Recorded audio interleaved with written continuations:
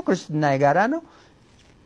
ሶማሌ ሪፐብሊክ፣ ጅቡቲ ሪፐብሊክ፣ ኤርትራ ሪፐብሊክ፣ ኢትዮጵያ ሪፐብሊክ እነዚህን እኮ አንድ አድርጎ ነው የገዛ። ምኒልክ አንድ አላደረጉም። እነዚህን ዮሐንስ ማንም የክርስቲያን መንግስትና መሪ አላደረገው።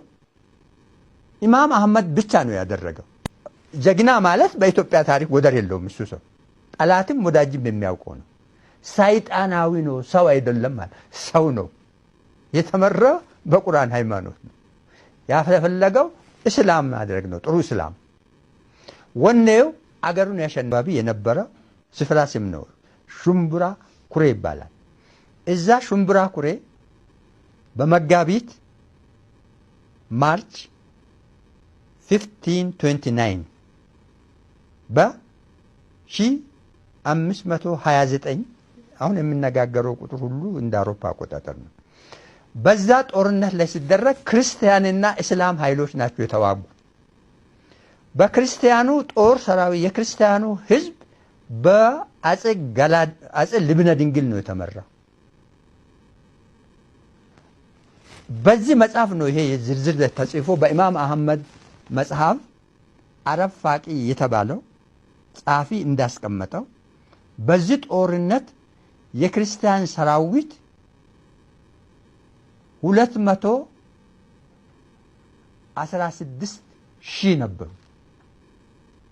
200,000 እግረኛ፣ 16,000 ፈረሰኛ፣ በአንድ ላይ 216,000 የክርስቲያን ኃይል ከመላ አገሪቱ ተሰብስቦ የመጣ የኢማም አህመድን ጦር ሰራዊት ለመመከት ነው። ኢማም አህመድ ደግሞ ይዞ የተሰለፈው ጦር ሰራዊት 12,500 ነው።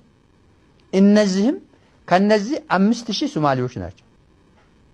ሌላ ሃርላ ነው።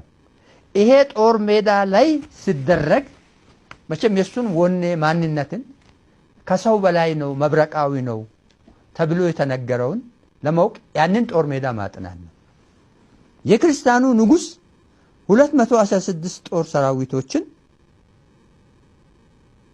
በ8 ረድፍ ግንባር መስመር አሰልፎ ሲይዝ ግራኝ ደግሞ በአራት ማዕከል ነው። በአራት ረድፍ አድርጎ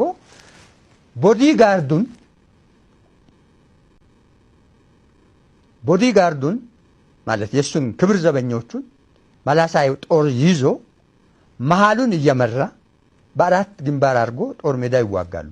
በጦርነቱ እስላም ኢትዮጵያውያንና ክርስቲያን ኢትዮጵያውያን ሲዋጉ በጋራ 228 ኢማም አህመድ ሰራዊት የነበረው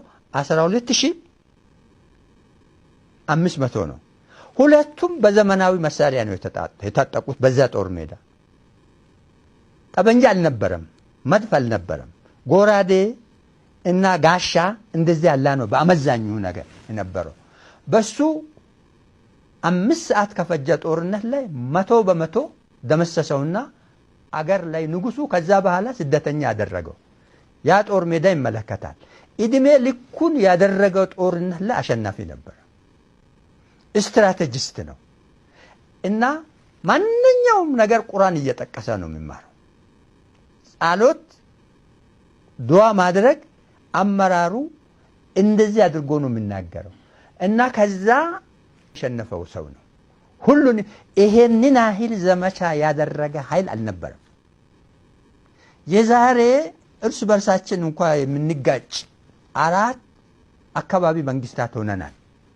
የጋራ ታሪክ ያለን እስልምና የጋራ ነው፣ ክርስትና የጋራ ነው።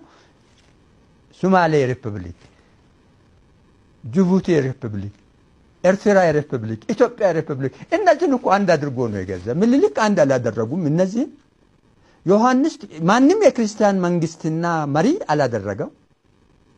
ኢማም አህመድ ብቻ ነው